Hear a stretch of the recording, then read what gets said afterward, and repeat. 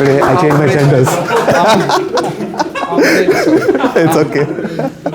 I apologize. I'm really sorry. It's okay.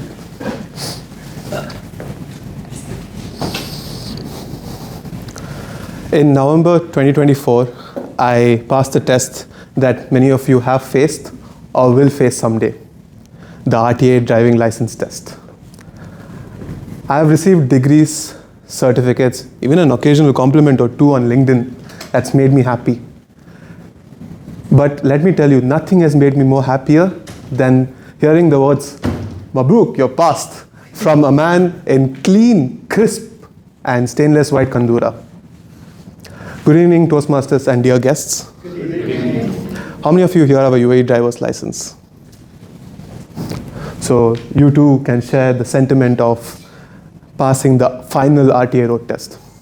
After the long hours, the endless classes, and the frustrated reattempts, finally getting that stamp of approval feels like you've conquered the city. Finally, the roads are yours for the taking. To my surprise, I actually had one more test to pass. My dad's. For those of you who've driven with your dads, you know how difficult it is to get his approval. My dad would say something like, "You're going too fast. Do you know what the speed limit is? Arens, keep distance." I wholeheartedly believe if I drove a 2010 Nissan Sunny, my dad would be gripping the handbrake for his dear life. But no, I wanted to earn his approval. So I decided to take my family out for dinner in my car.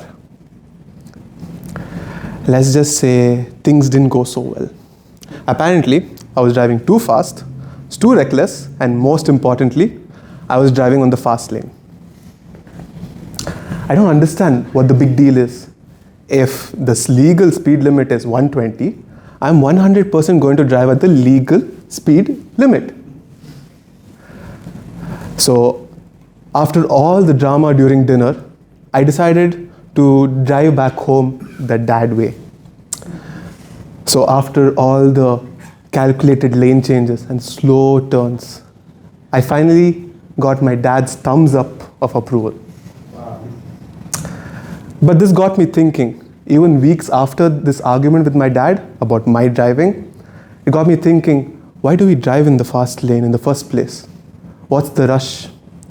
And I started to notice this not just on the roads, but even on the sidewalk.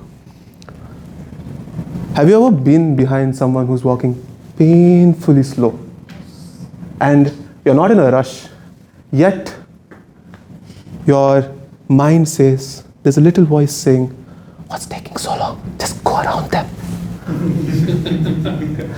It's not a sense of urgency, but it's about how uncomfortable we feel with anything that feels slow. But I don't blame us. Living in a city like Dubai, we are always rushing to the next thing, the next meeting, the next task, the next goal. And maybe just like me, you're probably searching for the next course, next certificate, next career promotion.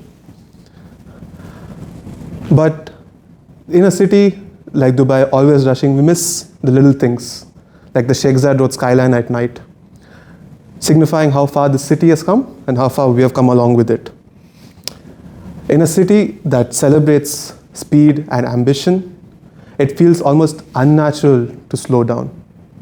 But perhaps that's exactly why it matters so much to carve out those little moments, to understand that it's not about what's next always, but what's here now. Because maybe when you look back, you'll realize the years have passed and there's nothing but a blur. So I try to carve out the little moments in my life. And in doing so, I realized if someone were to ask me, where do I feel most comfortable? I don't know if I could pick for sure, but I do like being in the car. It's one of those places where you have no obligations and no responsibilities other than to just get to your destination. You're just there with your thoughts, sandwiched between the road and a whole lot of sky, just approaching somewhere. It's not a place where you're supposed to stay. It's a transient blur of road and movement. And when I'm in there, time seems to stand still, which is stupid, of course. But obviously it doesn't. But there's something very comforting about this permanent nature of this impermanent place. Because while I know it will end, I know I can come back to it again. So sometimes slowing down actually helps you notice what matters the most. Sure, speed feels powerful. The fast lane feels exciting, but it's not always the right lane. Sometimes the approval that you're chasing, whether it be from your dad or from the RTA, it comes when you stop trying so hard. So before I go, I just want to leave you with one last thing. Don't go on the fast lane. Thank you.